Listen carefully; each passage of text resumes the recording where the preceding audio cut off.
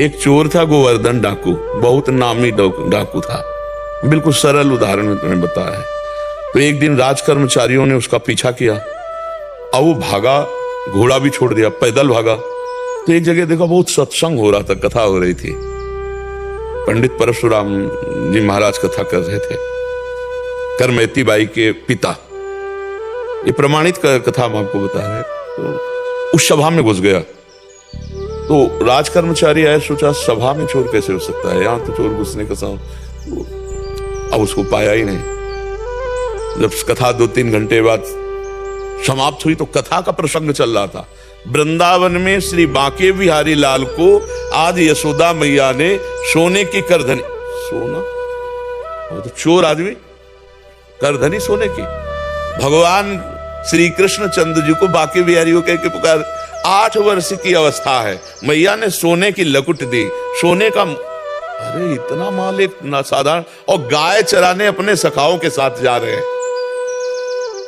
कथा समाप्त हुई, नजदीक पहुंचा, चाकू निकाली, पंडित परशुराम जी के गले में लगाई, पता लिखो। ये जो इतना धनी बालक का वर्णन कर रहे थे, पता लिखो। उन्होंने देखा तो उनका डाकू है जो मेरा नाम सुन करके भयभीत हो जाते हैं, हमारा नाम गोवर्धन डाकू है। भैया इतनी तुम्हें जल्दीबाजी क्या है? बोले पता लिखो। केवल कहा? बोले मथुरा क्षेत्र वृंदावन, बाप का नाम नंद बाबा, कन्हैया, गाय चराना। पर सुनो, ये तुम्हारे जैसे डाकू उसको चोरी नहीं कर सकते, बहुत नटनागर, बहुत प्रवीण बालक है वो। तो उन्होंने कहा तुम हमको ऐसा समझते हो, अकेले अकेले राजाओं के महलों को लूट लिया है। बोले फिर भी नहीं लूट सकते, बहुत प्रवीण है। तो उनका कसम खाता हूं, जब तक उसे लूट नहीं लूंगा तब तक पानी नहीं पीऊंगा। परशुराम जी ने सोचा भगवान की अपार कृपा इसके ऊपर, पता नहीं क्या लीला होने वाली इसके ऊपर। उन्होंने कहा सुनो, हमारी तरफ से माखन मिश्री ले लो, जब तुम्हारा बस ना चले तब माखन मिश्री उसे खवा देना। हाँ ये बात भी ठीक है, बच्चा फुसला के काम चल जाए तो मारना काहे को पड़ेगा। माखन मिश्री फेंट में बांधी और कहा कसम खाता हूं जब तक उसे लूट नहीं लूंगा तब तक मैं पानी नहीं पीऊंगा। पर नाम क्या बताया तुमने? इतना बड़ा नाम तो। बोले श्याम सुंदर, श्याम सुंदर, श्याम सुंदर, वृंदावन, गाय चराना, श्याम सुंदर। अब भगवान का चिंतन बनने लगा, देखो चिंतन बनने लगा। अब वो पैदल चल करके आया। अब एकांत में जहां गाय चरते तो पूछते श्याम सुंदर की गौ में कौन है? बोले सब हैं, ये ब्रजमंडल है, हर गौशाला भगवान के नाम की है। नहीं, बोले वो जो यशोदा मैया ने श्रृंगार करके चराने में, बोले वो तो कथा में लिखा है, प्रकट में थोड़ी अब रह गया। अरे बोले नहीं, पंडित जी झूठ नहीं बोल सकते। हम लोग चोर डाकू झूठ बोल सकते हैं, पंडित थोड़ी झूठ बोल सकते हैं। भगवान तो है ना, वो अपने भगवान को तो श्याम सुंदर है ना।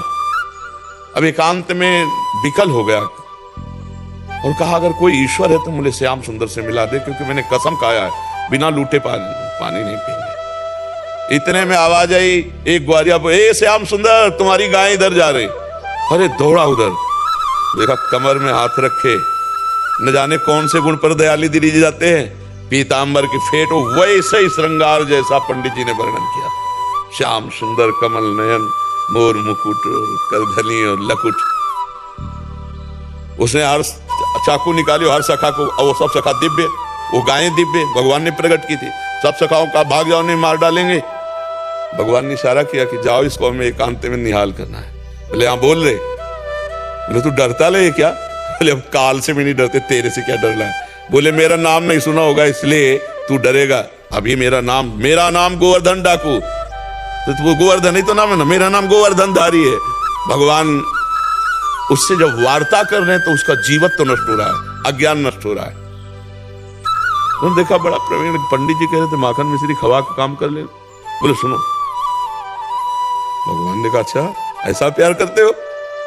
बोले प्यार के लिए नहीं है, ये सोना चांदी जो पहले ये उतारने के लिए। बोले ये तो वैसे उतार देंगे, लाओ तुम्हारा। माखन मिश्री खाई और कहा थोड़ा तुम खाओ, और जे भी भगवान ने चखाया उसे भगवत अज्ञान हो गया। अब भगवान को साष्टांग दंड, प्रभु प्रभु।